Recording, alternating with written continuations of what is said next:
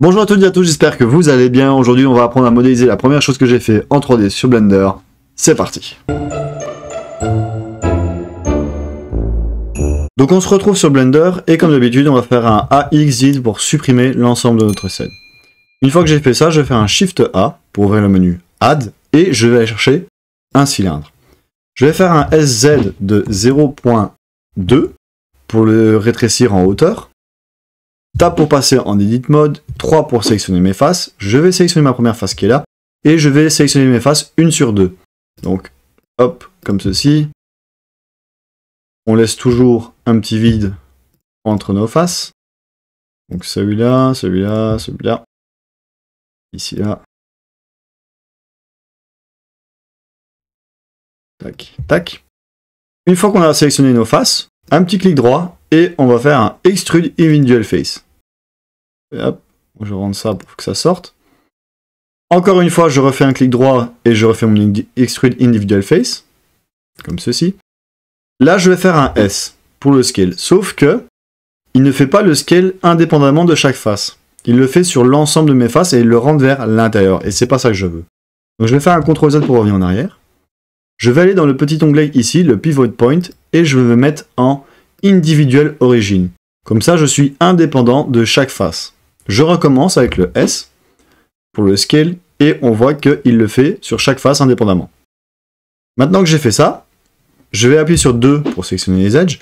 Alt enfoncé, je viens sélectionner mes edges qui sont là, donc on voit bien qu'il fait tout le tour, parce qu'il sélectionne les edges côte à côte.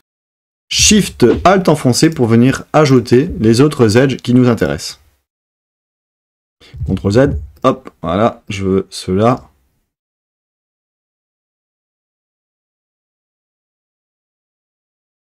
Comme ceci.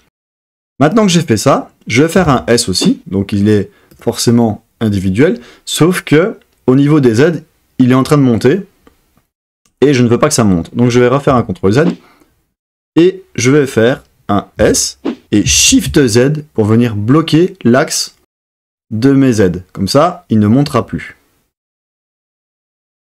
Maintenant que j'ai fait ça, je vais appuyer sur 3. Je vais sélectionner ma face du dessus et du dessous. Je vais appuyer sur I pour insérer une face à l'intérieur. De nouveau, je refais un I pour insérer de nouveau ma face. Et là, je vais faire un clic droit et je vais faire Bridge Face. Donc là, je viens de creuser dans ma pièce. Alors, si jamais le trou ne vous convient pas, vous pouvez faire un S Shift Z pour toujours bloquer l'axe des Z et le modifier pour l'agrandir ou le rétrécir. Moi, je vais le mettre comme ceci. Maintenant que j'ai fait ça, je vais sélectionner mes faces du dessus, donc je vais mettre vue du dessus. Hop, Z Wireframe, on va sélectionner nos faces du dessus.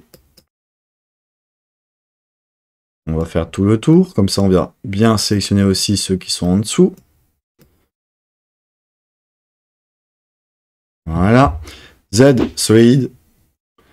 Et maintenant, je vais faire un S sans faire le Shift Z, je fais mon S. Je vais le ramener vers l'intérieur.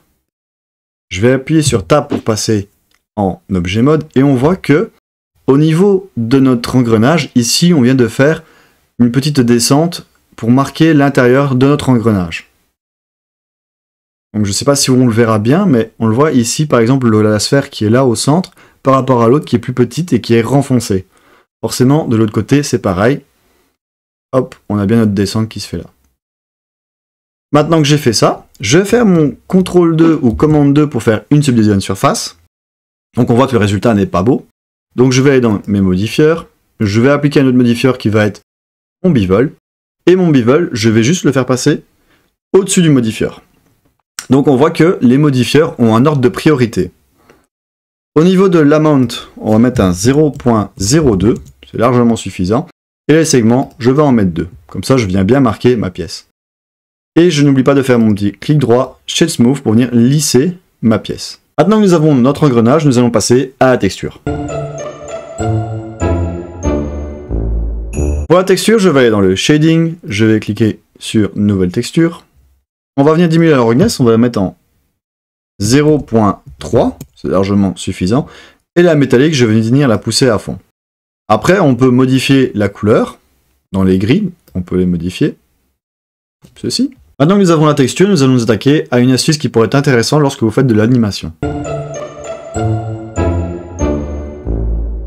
Pour l'astuce, si jamais vous voulez animer un engrenage, on va retourner dans le layout, numpad 7 pour se mettre en vue du dessus.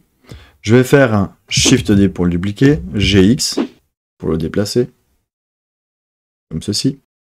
On va lui appliquer une contrainte qui se trouve dans l'onglet juste ici. On va lui appliquer comme contrainte copie rotation de notre cible, notre cylindre qui est là. Alors je suis en vue du dessus, donc je vais utiliser l'axe des Z, donc X et Y, j'en ai pas besoin. Si je sélectionne mon mesh, le principal, et que je fais un RZ, forcément la rotation est bien copiée. CTRL Z pour revenir en arrière.